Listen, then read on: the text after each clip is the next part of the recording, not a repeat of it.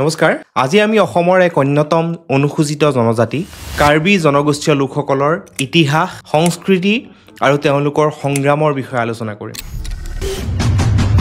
কাৰ্বি জনগোষ্ঠী হৈছে অসমৰ কাৰ্বি আংলং অঞ্চলত বসবাস কৰা এক অনুসূচিত জনজাতি তেওঁলোকৰ নিজস্ব সংস্কৃতি ভাষা আৰু পৰম্পৰা আছে কাৰ্বি ভাষা যি টিবেটো বৰ্মান ভাষাৰ পৰিয়ালৰ অন্তৰ্গত হয় আৰু তেওঁলোকৰ সংস্কৃতিৰ এক অতি গুৰুত্বপূৰ্ণ অংশ হৈছে বিভিন্ন ধৰণৰ সংগীত নৃত্য আৰু পৰম্পৰাগত উৎসৱসমূহ যিসমূহ অসমৰ বাকিবিলাক জনগোষ্ঠীয় লোকসকলতকৈ অলপমান পৃথক কাৰ্বি জনগোষ্ঠীয় লোকসকলে বিশ্বাস কৰে যে তেওঁলোক আজিৰ ম্যানমাৰৰ উত্তৰ পাহাৰৰ পৰা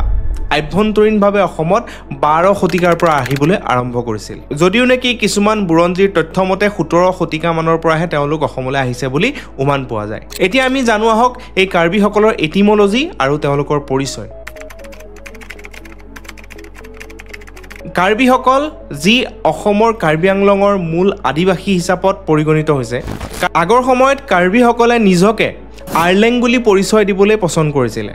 যাৰ অৰ্থ আছিল মানুহ বাহ্যিকভাৱে কাৰ্বি শব্দটো ব্যৱহাৰ হৈছিল যদিও তেওঁলোকে কিন্তু নিজকে আৰ্লেং বুলিহে পৰিচয় দিছিলে বুৰঞ্জীৰ মতে ব্ৰিটিছ শাসনৰ সময়ত কাৰ্বিসকলক মিকিৰ বুলি জনাজাত আছিল যি বৰ্তমান সময়ত অপমানজনক শব্দ বুলি গণ্য কৰা হয় কাৰ্বিসকল মূলতঃ অসমৰ কাৰ্বি আংলং আৰু তাৰ আশে-পাশে থকা জিলাবিলাকত বাস কৰে কাৰ্বিসকল টিবেটো বাৰ্মান ভাষা পৰিয়ালৰ অন্তৰ্গত বুলি মই অলৰেডি ক'লোঁ যাৰ উৎস আচলতে চীন আৰু দক্ষিণ পূব এছিয়াৰ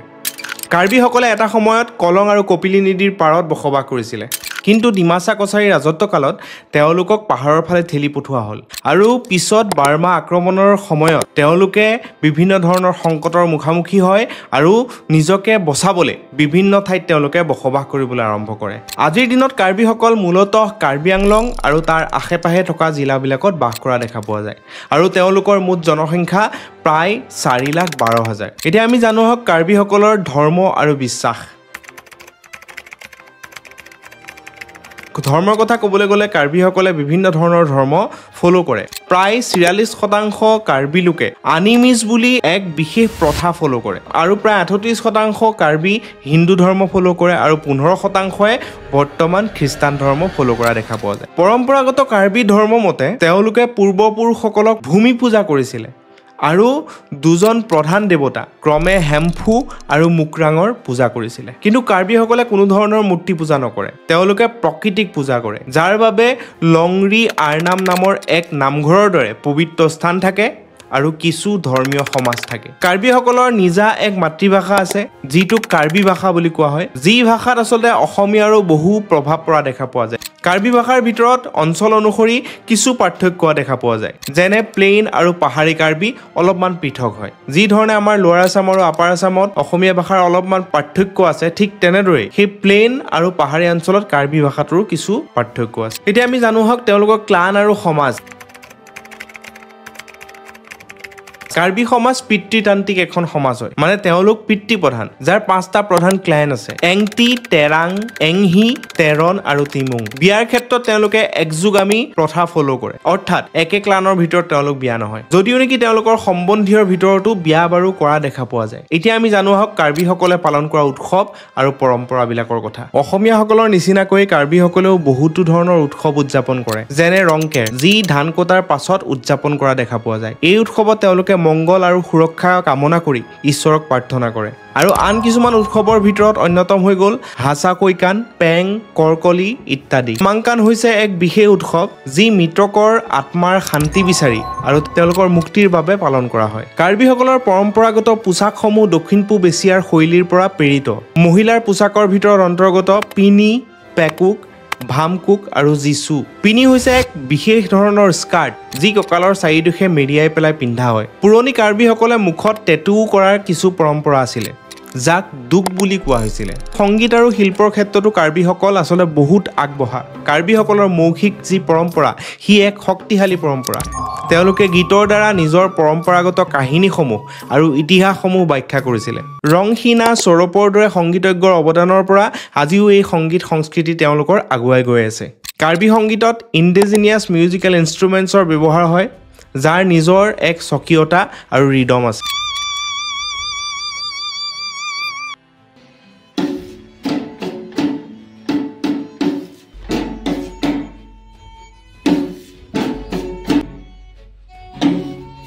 আৰু সময়ৰ লগত অসমৰ বৃহত্তৰ জাতিগত পৰিৱেশৰ অংশ হৈ পৰে কাৰ্বি জনগোষ্ঠীয়ে বহু প্ৰতিবন্ধকতাৰ সন্মুখীন হ'ব লগা হৈছিল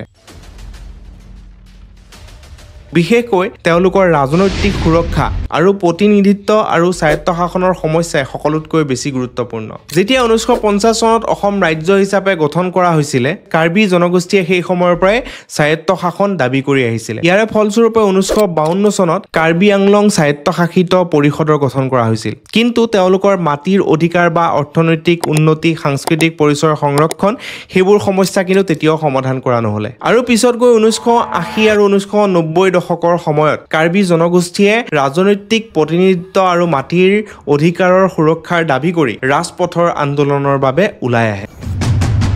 ইয়াৰ পাছৰ পৰাই কাৰ্বি আংলঙৰ গোটেই অঞ্চলটো এক অসন্তোষৰ পৰিৱেশ বিৰাজ কৰে আৰু ইয়াক কেন্দ্ৰ কৰি একাধিক প্ৰতিবাদ আৰু আন্দোলন হোৱা দেখা পোৱা যায় এই সময়ছোৱাতে কাৰ্বি আংলঙত কাৰ্বি গণৰক্ষা বাহিনী কাৰ্বি পিপলছ লিবাৰেশ্যন টাইগাৰ বা চমুকৈ KPLT আৰু কাৰ্বি নেশ্যনেল লিবাৰেশ্যন চমুকৈ KNLৰ দৰে বিভিন্ন ধৰণৰ সশস্ত্ৰ সংগ্ৰামী অৰ্গেনাইজেশ্যনৰ জন্ম হয়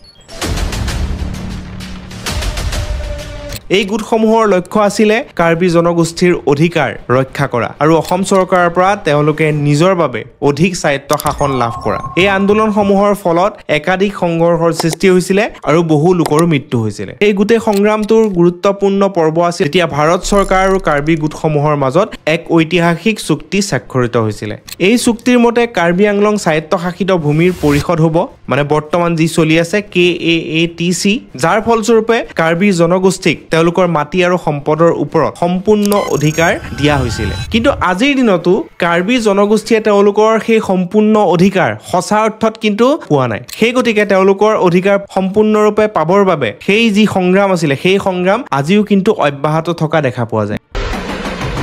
যদিও নেকি কাৰ্বিসকলৰ কিছু ক্ষেত্ৰত অগ্ৰগতি হোৱা দেখা পোৱা গৈছে তথাপিও কিন্তু বহু ক্ষেত্ৰত অৰ্থনৈতিক উন্নতি শিক্ষা আৰু সাংস্কৃতিক পৰম্পৰা সংৰক্ষণ এই চ্যালেঞ্জসমূহ কিন্তু বৰ্তমানেও সম্পূৰ্ণৰূপে সমাধান কৰিব পৰা হোৱা নাই কাৰ্বি জনগোষ্ঠীৰ ভৱিষ্যত হৈছে তেওঁলোকৰ নিজৰ পৰিচয় শক্তিশালী কৰা সকলো ক্ষেত্ৰতে অধিক উন্নয়ন লাভ কৰা আৰু তেওঁলোকৰ ঐতিহ্যবাহী সংস্কৃতিৰ সংৰক্ষণ নিশ্চিত কৰা আৰু সেই ক্ষেত্ৰত বিভিন্ন ধৰণৰ সংগঠনে বিভিন্ন ধৰণে সংগ্ৰাম চলাই অহা দেখা পোৱা গৈছে কিন্তু বৰ্তমানেও সম্পূৰ্ণৰূপে কিন্তু ফল পোৱা দেখা পোৱা যোৱা নাই যিহেতু বিভিন্ন ধৰণৰ ৰাজনৈতিক ষড়যন্ত্ৰ বা ৰাজনৈতিক কাৰসাজিত পৰি কাৰ্বিসকলে কিন্তু নানা সময়ত ৰামঠগন খোৱাহে দেখা পোৱা যায় ৰিসেন্ট সময়তো কিছু ভূমিক লৈ পেলাই কাৰ্বি আংলঙত বিবাদ হোৱা দেখা পোৱা গৈছিল যি ভূমি বিবাদৰ লগত ভাৰতৰ ডাঙৰ ডাঙৰ ৰাজনৈতিক নেতা আৰু ডাঙৰ ডাঙৰ বিজনেছমেন কিন্তু জড়িত হৈ পৰিছিল সো কাৰ্বিসকলৰ ওপৰত ভিডিঅটো ইমানে আছিল এই ভিডিঅটো চাই আপোনালোকে কেনেকুৱা পালে জনাব যদি ভাল লাগিলে লাইক কৰিব কমেন্ট কৰিব শেয়াৰ কৰিব আৰু ইয়াতে দিয়া তথ্যসমূহৰ ওপৰত আপোনালোকৰ যদি কিবা শুধৰাব লগা থাকে আপোনালোকে শুধৰাব পাৰে কাৰণ মই এই তথ্যসমূহ বিভিন্ন ধৰণৰ কিতাপ ইন্টাৰনেটৰ সোৰ্সৰ পৰা সংগ্ৰহ কৰি পেলাই এই ভিডিঅটো মই যুগুত কৰি উলিয়াইছিলো যদি কিবা যদি ভুলভ্ৰান্তি আপোনালোকে পায় তেতিয়াহলে মোক শুধৰাই দিব আৰু যদি এনেকুৱা ভিডিঅ ভৱিষ্যতলৈ আপোনালোকে চাবলৈ বিচাৰে তেতিয়াহলে মোৰ চেনেলটো সাবস্ক্ৰাইব কৰি দিব ধন্যবাদ